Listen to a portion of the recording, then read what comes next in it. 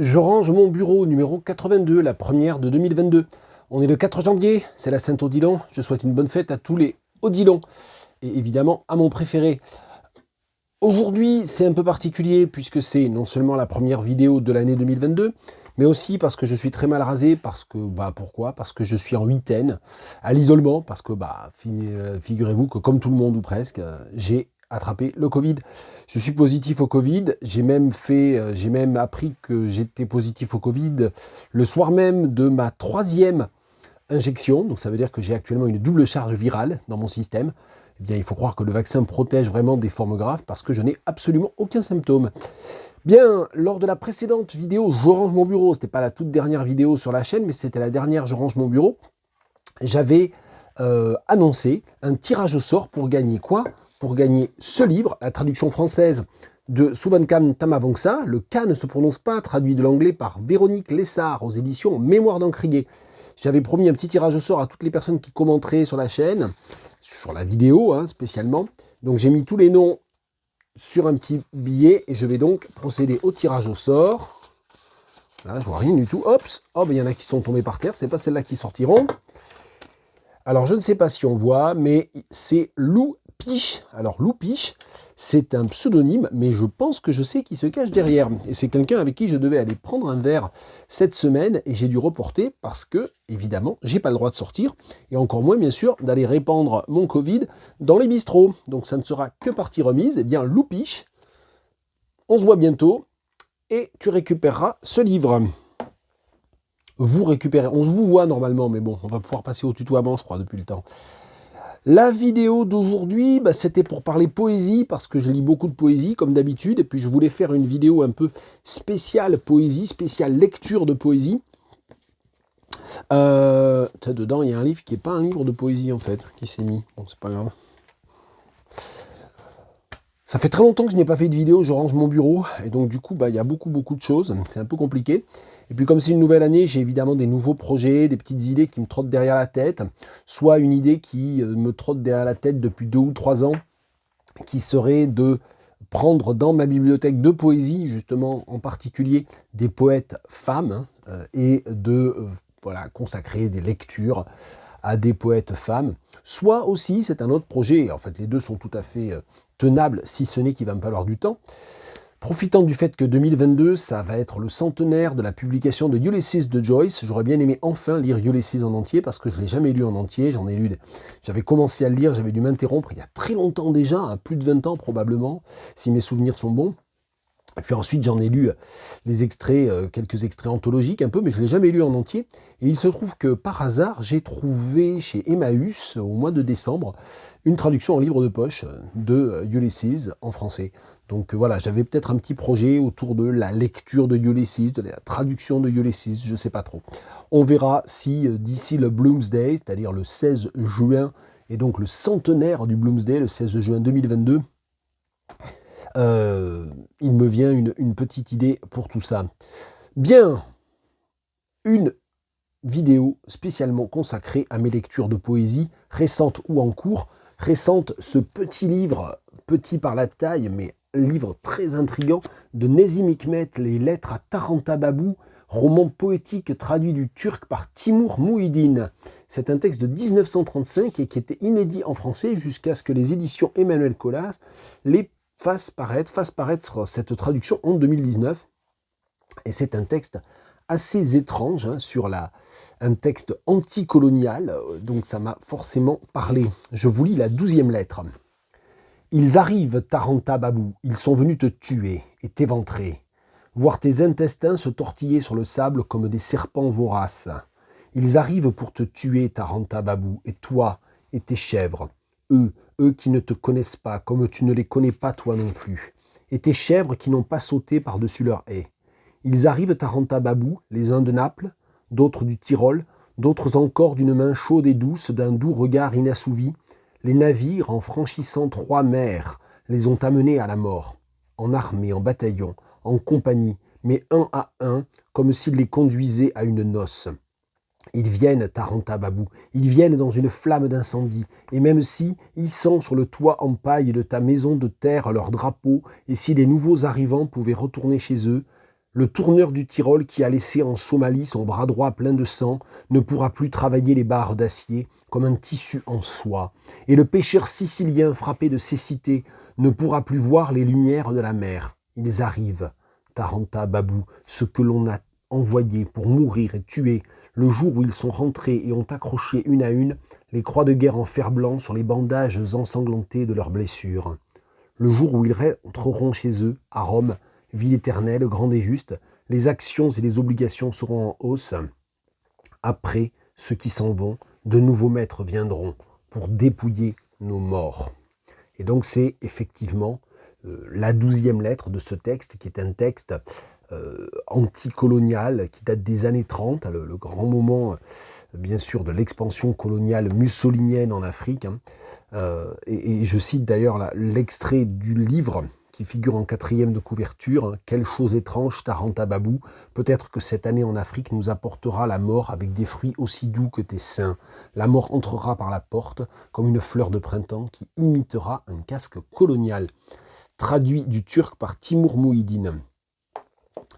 Autre livre de poèmes lu récemment au moment de Plume d'Afrique en novembre, ça venait de sortir, le nouveau recueil de Raharimanan, Jean-Luc Raharimanan, un habitué de mes vidéos, un auteur qui compte beaucoup pour moi, malgache et français. Il a longtemps vécu en région Tourangelle, dans la métropole, je crois qu'il n'y habite plus. Homme de théâtre aussi, enfin éditeur désormais, éditeur avec Nassouf Djelaini. Il a fondé les éditions Projectile, on en parlera tout à l'heure avec ce beau recueil de Saïdoun Ben Ali. Et donc, Raharimanan a fait paraître récemment ce recueil aux éditions Vendailleur, La Voix le Loin. C'est 100 poèmes, dont chacun est en 10 parties. Il a expliqué un peu les principes de composition lors d'une rencontre à Saint-Pierre-des-Corps, dans le cadre de Plume d'Afrique, et c'était très, très intéressant. La manière dont en fait il se contraignait à écrire le poème en 10 parties dans la journée. L'idée c'était qu'il partait d'une image qui lui venait vraiment au moment du lever, au moment où il se levait, il saisissait le premier mot ou la première image qui lui venait, il essayait de creuser cette image ou cette idée ou ce mot, cet ensemble de mots au cours de la journée, systématiquement en 10 parties. Donc on a 100 poèmes en 10 parties, en 10 versets presque. Donc bien sûr, on est sur une structure et qui sont eux-mêmes organisés en 10 parties, en 10 ensembles de 10 poèmes. Donc on a une structure évidemment par carré et même par cube. Je vais vous lire le 46. Le noyau de l'aurore sera dans la main, à planter dans un jour nouveau. J'ai dévoré la nuit, telle la lumière farfouillée dans le secret du mot et éventrée dans la brillance de l'illusion. 2. On pense la nuit éternelle, mais qu'en est-il des yeux qui se ferment? 3. Les rêves qui s'ouvrent et les lueurs qui naissent, le fruit est à décrocher de l'obscur, l'arbre de la nuit se cueille dans la cécité. 4. Percer les yeux pour pénétrer les ténèbres. 5. On pense la nuit éternelle. Elle tombe en levant les étoiles. La nuit n'est pas la nuit, elle est la passe vers d'autres luminescences. 6. Sauf que nous dormons, mélancolique du soleil. 7. Le noyau de l'aurore sera dans la main d'éphémère et de métamorphose. Sommes-nous souvent inconscients quand advienne le jour nouveau? 8. J'ai talonné l'insomnie pour qu'elle me dénude le rébut des ans. Démesure de la connaissance et l'arrêt interdit. 9. Même le soleil se couche. 10. Les lendemains ponctuent les oublis, il me faut tout savourer. Il y a quelque chose que je ne peux pas lire, que je ne sais pas lire, ce sont les points d'interrogation entre crochets ou entre barres obliques qui ponctuent aussi très régulièrement les poèmes. Est-ce que c'est lié à une incertitude, à une difficulté de relecture, à un des versets du poème qui a des variantes ou pour lequel il y a une hésitation? Je ne sais pas à quoi correspondent ces points d'interrogation. Dans le poème 46 que je viens de vous lire, à page 105 aux éditions Mémoire d'Encrier, il y a 2 points d'interrogation comme celui-ci en face du 2 et à la fin du 7, du 7e verset. La 7e strophe, c'est plus des strophes en fait, parce qu'elles se redécomposent en vers séparés par des barres obliques. Bon, un recueil qui pose aussi plein de questions sur l'oralité, l'écriture, la transcription, la structure même, la composition. Et c'est très beau.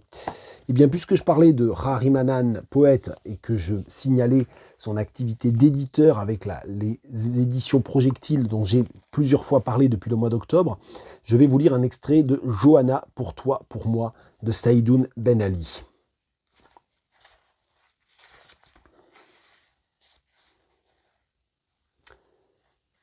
C'est une série de poèmes qui utilise de manière itérative, extrêmement obsessionnelle, le motif de l'isolement et de l'appel, de la complainte pour cette Johanna, justement, avec une forme d'amour tragique, ici. Johanna, la totalité de ma terre, pour toi, pour moi, regard pur et cœur heureux, ce pluriel dessin, chaque matin amassé, les yeux, les feux bleus, et restent tous les fresques. Un parfum de rose sur une terre sauvage, ensemble de griffes supportées comme un pain. C'est une bouche possédée, une musique enivrante, une motte de terre bénissant les lucioles de ma malédiction. Comme le creux des mains, la terre se découvre moite et s'adonne aux énigmes. Sans doute manque la vérité. La parole se pose et se repose sur les berges du sexe. Pour moi, pour toi, un respect de notre absence. Saïdoun Ben Ali, c'est un poète très important, un poète comorien, dont j'avais lu juste quelques poèmes dans des revues, et c'est la première fois que je lis un recueil entier, qui se compose en fait d'une centaine de poèmes, de 12 vers systématiquement divisés en quatrains. C'était une belle lecture, j'ai lu ce recueil en octobre, et c'était vraiment une belle lecture. Oui, il a publié son premier recueil en 1996, donc ça fait quand même 25 ans d'activité poétique en publication. Saïdoun Ben Ali aux éditions Projectiles. Un recueil désormais épuisé qui m'a été envoyé par son auteur. C'est aux éditions Les Carnets du dessert de lune et c'était sorti en 2013. Hervé Bougel, Travail suivi de Arrache les carreaux. Et je vais vous lire un extrait. Alors, Arrache les carreaux est très court. C'est un poème de 2 pages. Je vais donc vous lire un extrait de Travail. Et vous allez voir comment ça fonctionne. Je vous montre déjà visuellement ce que ça donne. Ça s'appelle Bille. Du camion, ses roues perchées, noires plantées dans le déchet, de la sciure, chutaient dans le pré, les billes de hêtre, arbres dézingués. On ne savait où, sans plus, ni de feuilles ni de branches, rebondissaient les billes. Mais comme légère chair de bois, André le paysan, homme de chêne, charrié de son tracteur, arc-bouté, à la chaîne comme engagé, enragé, ce mikado, dauphinois, empilé, rangé, rebondi, roulé, mettre bas les masses de bois. Et voici qu'un après-midi bien éclairé, nous escaladons, Christian et moi, comme Lascar en cavale, le tas roulant armé de forts tournebilles, de lourds outils, à rudes manches, ronds et lisses, et crochets de fer amovibles, afin de mieux saisir les troncs empilés, trouvés, emportés, le mikado, le choper, la choper, lui tel mon frère, bien plus fort que moi le maigre, l'osseux, et appuie et manie si fort son outil que sa quille éclate et aille à la mer. Et le voici qui vole, dézélé et sans rebond, s'écrase le dos, la colonne vertébrale et toute la structure sur une poutre au sol placée, tandis que je demeure ignorant, tournebille, en mes petites mains pour bloquer le tronc qui menace, telle une vague noueuse. Par moi seul, le maigre, contenu, raide comme buis, nous sommes là, l'un plaqué au sol, l'autre, moi, vacillant tel le fanion de la déroute, et nul ne viendra replacer ce tronc par nous déranger dans son sommeil fibreux. Mais l'arbre couché cesse son mouvement de réveil, de sac et de ressac. Je l'entends qui repose et se range dans mes bras pour ne pas nous briser, tandis que rien ne se passe. André, lui, parlait d'or, la def, arrimé à sa bille carrée vers le soir. La masse du soleil tombait. La soif me gagne, jurait-il, et crachait à ses pieds. Alors on desserrait nos tronçonneuses, on lâchait les chevaux, on reprenait nos billes. Donc on voit comment le texte est écrit par très très très bref vers d'une bille, d'un sens du mot bille à un autre sens du mot bille métaphorique à partir du jeu. Et les billes de bois et le danger et l'accélération liée à ce danger, à cette menace, à cet incident qui aurait pu être un accident. que j'ai essayé de rendre dans ma lecture. Je ne sais pas trop. On va passer un peu à de la poésie en anglais avec 2 recueils. Un qui n'existe pas en traduction, The Gees, qui en fait se prononce The Gaze. Comme toujours, Nii Ayi Kwei Parks. J'ai beaucoup parlé de Nii Ayi Kwei Parks autour de son roman. J'ai enseigné aussi A Tale of the Bluebird, un autre quelque part, excellente traduction de Sika Fakambi. Donc ça, c'est le dernier recueil en date de Nii Ayi Kwei Parks. Il doit dater de 2020. Il m'a pas mal accompagné. Il était là, jamais très loin depuis quelques mois. Puis bon, là, il faut que je me résolve quand même à faire un peu de rangement et à ranger certains livres sur les étagères. Donc celui-là, je vais le ranger. Donc The Geese, The Gaze, The Gees. C'est vrai que si on voit comme ça en anglais, on a tendance à dire Gees, mais c'est bien écrit. Ça fait partie du titre, hein, Pronounced Gaze, Gaze. Donc il y a l'alphabet phonétique international et aussi en italique le nom anglais qui signifie regard, gaze. Donc ça joue déjà dès le début sur tous ces codes de l'écrit et de l'oral. Et je vais vous lire. Alors ça joue aussi entre les langues, entre les genres, entre les formes poétiques aussi. Hein. C'est un très beau recueil. Il y a des poèmes avec des vers en akan, donc comme je ne lis pas cette langue africaine, je ne vais pas lire ce passage-là, mais il y a des titres en espagnol, en français aussi. Il y a une partie qui s'appelle O, hein, E-A-U-X. Il y a des séquences poétiques, il y a des poèmes en plusieurs parties. Enfin voilà, c'est Oscura y sus obras, par exemple. Vous voyez, là c'est en espagnol. Je ne parle pas trop espagnol non plus, d'ailleurs, j'aurais peut-être dû m'en dispenser. Et je vais peut-être, je suis en train de choisir, j'hésite énormément parce qu'il y a tellement de poèmes magnifiques. Je vais quand même aller vers un sonnet qui se termine sur le nom aussi du gars, de la langue maternelle. Lenguare. Whisper to me in the language I know, when I know no language, when my face still bears the map of sleep, the clear trace of fatigue passing, mute and steady as breath. Call out at the hour when I am uncertain, whether the sky's clustered darkness threatens rainfall or signals night fading away. Coax my protest muscle from my mouth's shell, coat my lips with a fine dew of argument and place your morning plea beyond barriers of translation. Let tongue touch tongue, test, and by degrees reach fluency in the lingua that calls forth the earth's children, conjures flesh from lust. I entreat you with love, Inga. Un des innombrables poèmes de Nii Ayi Kwei Parks que j'aurais pu, que j'ai lu, celui que j'ai lu, mais j'aurais vraiment pu en lire d'autres. Ça a été publié en 2020 et je cherche juste, oui, l'éditeur c'est People Tree, c'est donc People Tree Poetry. Voilà, Nii Ayi Kwei Parks. Un recueil qui m'a déçu, alors pas l'autrice réellement, Audre Lorde, qu'on ne présente pas, je suppose, l'immense intellectuelle et poète afro-américaine, féministe, Audre Lorde,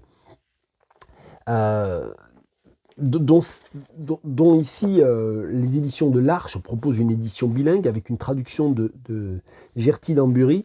Et je sais plus si on dit Gerty ou Gerty d'ailleurs.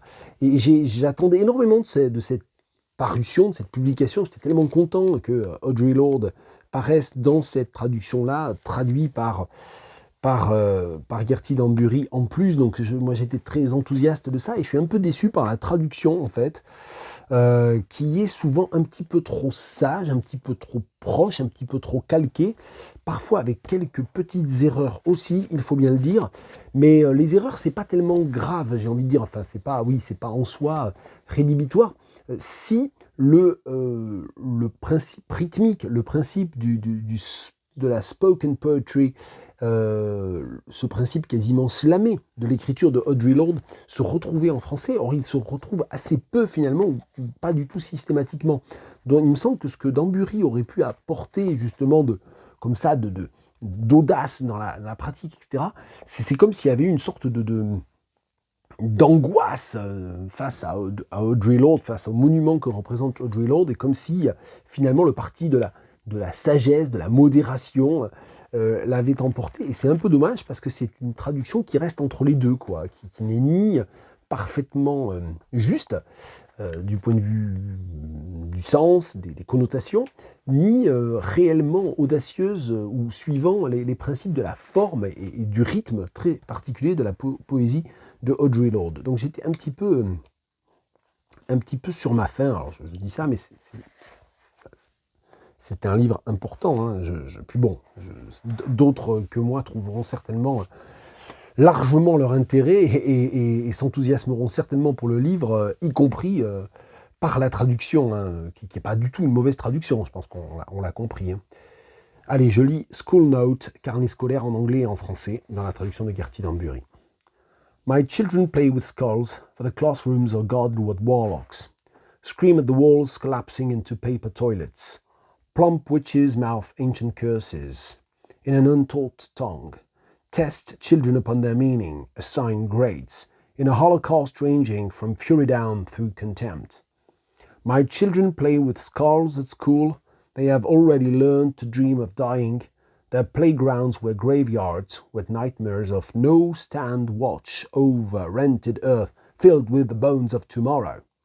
My children play with skulls and remember, for the embattled there is no place that cannot be home, nor is.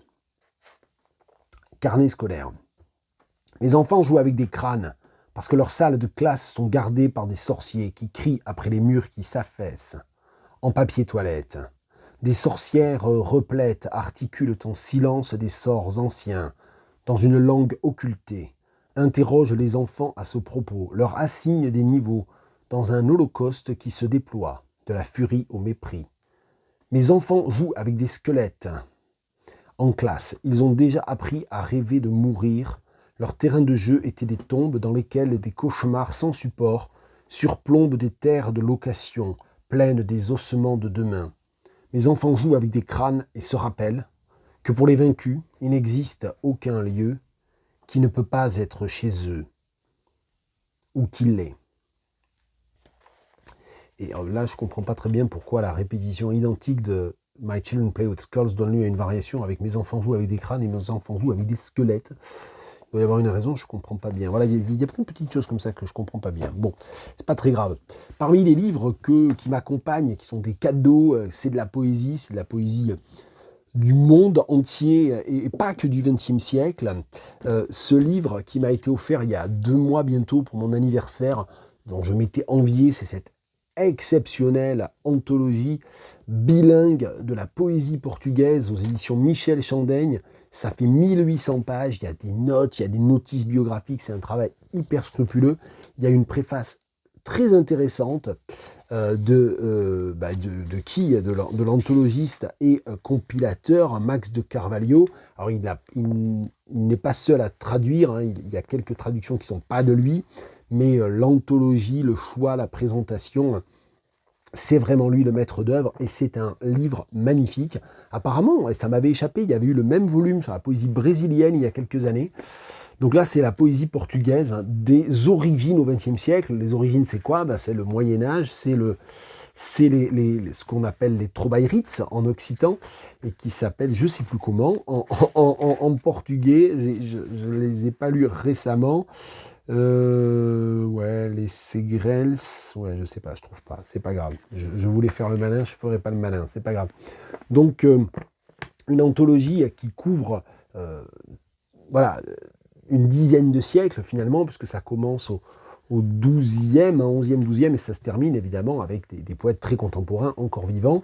Alors c'est bien normal, et moi je ne vais pas m'en plaindre, parce que je suis très très poésie contemporaine, mais il faut quand même le remarquer, avec un vrai tropisme vers le XXe siècle. Tiens, je vais vous ouvrir le livre à peu près à l'endroit où on passe des poèmes publiés au 19e aux poèmes publiés au 20e. Et vous voyez, ben, même si on tient compte des annexes, ça fait plus de la moitié, donc ça veut dire qu'il y a plus de la moitié du volume, à peu près 1000 pages, bilingues certes, consacrées à des poètes du XXe siècle, mais c'est génial parce que moi j'ai fait plein de découvertes. Alors j'ai pas corné les pages parce que c'est un livre qui est un peu en papier bible avec des signets comme ça, un petit peu dans un genre un peu Pléiade. Ils sont très bons d'ailleurs. C'est vraiment un très bel objet aussi, hein, donc c'est vraiment très chouette. Et j'ai fait plein de découvertes et je dois avouer que je ne l'ai pas rouvert là depuis 2-3 jours et donc je ne l'ai pas rouvert juste avant de faire la vidéo pour essayer de jouer le jeu de l'improvisation.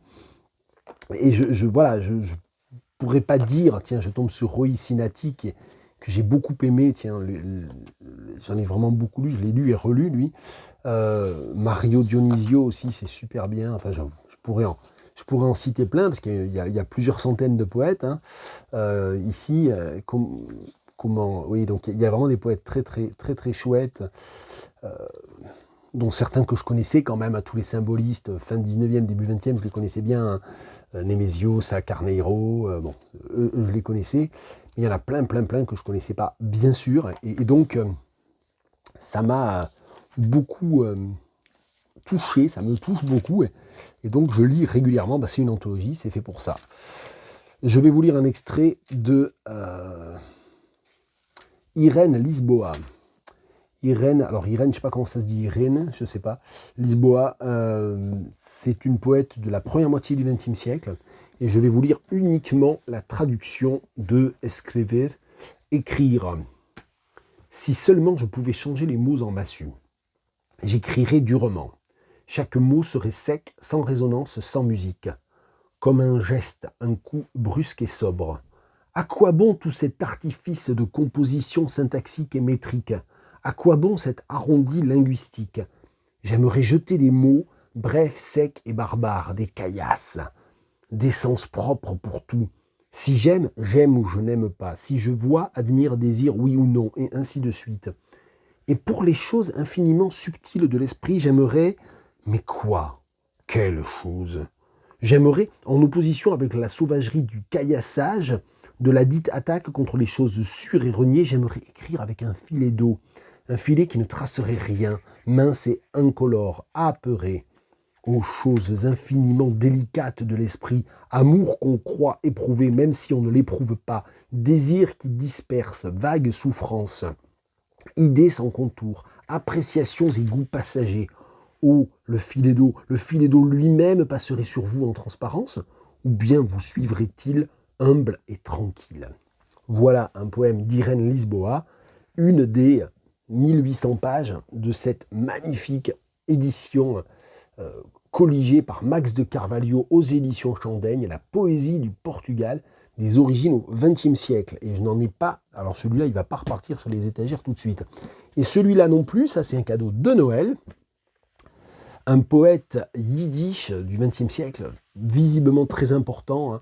Là aussi, édition assez, sinon savante, du moins critique, menée par la traductrice elle-même, Rachel Hertel, vraiment mentionner la traductrice, toujours, hein, et plus que jamais ici. Ça n'est pas une édition bilingue, donc il n'y a pas le texte yiddish original, je trouve ça toujours un peu dommage, mais ça permet comme ça d'avoir 500 pages et d'avoir vraiment 500 pages de poèmes. Aux éditions de l'Éclat, c'est Avrom Sutzkever, prononciation non garantie, et Avrom Sutzkever, il fait partie de ces, malheureusement, j'allais dire de ces nombreuses personnes, de ces nombreux écrivains qui ont survécu à la Shoah. Non, malheureusement, il n'y en a pas eu plus, mais il ne faudrait pas que ça soit mal interprété. Mais il fait partie de ces poètes dont l'œuvre a évidemment été marquée par l'expérience des pogroms, du ghetto, et puis ensuite des camps de concentration, de la fuite. Et donc, il s'est installé en Israël après la Seconde Guerre mondiale.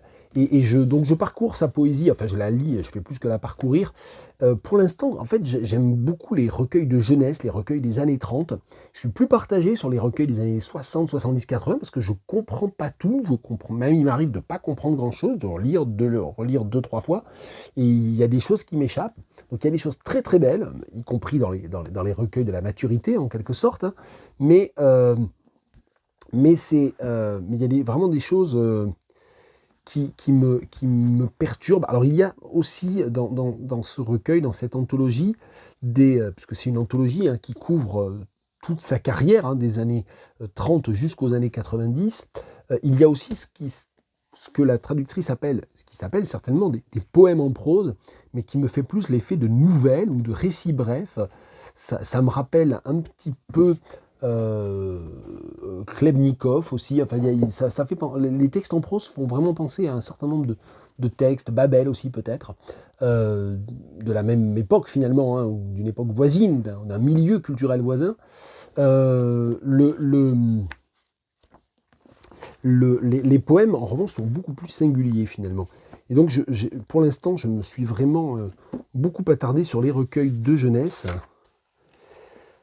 Et je vais vous en lire un.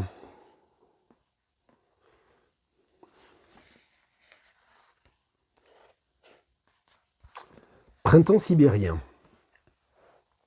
Battement d'ailes multicolores sur la taïga sauvage dans le vent. L'Irtiche, gargouille ruisselle, miroir fondu sur des milles et des milles, le bord verdi. La fonte de la neige chante son adieu. Elle, miroir plein de couleurs et de bruits.